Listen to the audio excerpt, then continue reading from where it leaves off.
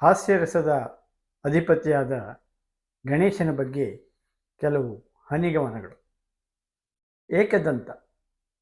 ಏಕದಂತ ಏಕೆ ತನ್ನ ದಂತ ತಾನೇ ಕಿತ್ತ?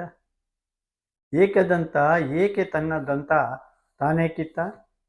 ಏಕೆಂದರೆ ಅದು ಆನೆದಂತ, ಸ್ವಂತದ್ದಲ್ಲ, ಆನೆದು ಅಂತ.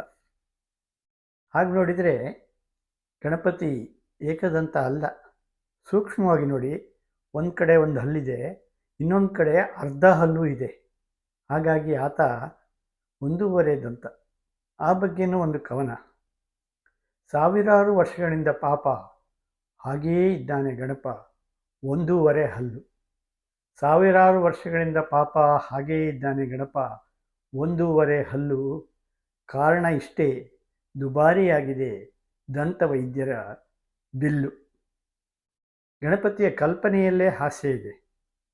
ಮೇಲೆ ದೊಡ್ಡ ಗಣಪ, ಕೆಳಗೆ ಪುಟ್ಟ ಇಲಿ.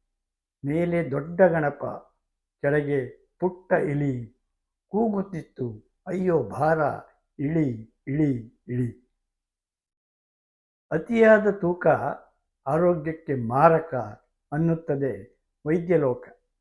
ಅತಿಯಾದ ತೂಕ ಆರೋಗ್ಯಕ್ಕೆ ಮಾರಕ ಅನ್ನುತ್ತದೆ ವೈದ್ಯಲೋಕ. ಈ ಮಾತಿಗೆ ಒಂದು ವಿನಾಯಿತಿ, ಡೊಳ್ಳು ಹೊಟ್ಟೆ ವಿನಾಯಕ.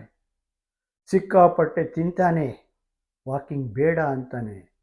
ಸಿಕ್ಕಾಪಟ್ಟೆ ತಿಂತಾನೆ, ವಾಕಿಂಗ್ ಬೇಡ ಅಂತಾನೆ. ಆದರೂ ಆರೋಗ್ಯವಂತ ಗಣಪತಿ. ಕಾರಣ ಇಷ್ಟೇ, ಹಾಸ್ಯರಸಕ್ಕೆ ಅವನೇ ಅಧಿಪತಿ, ಅವನೇ ಅಧಿಪತಿ.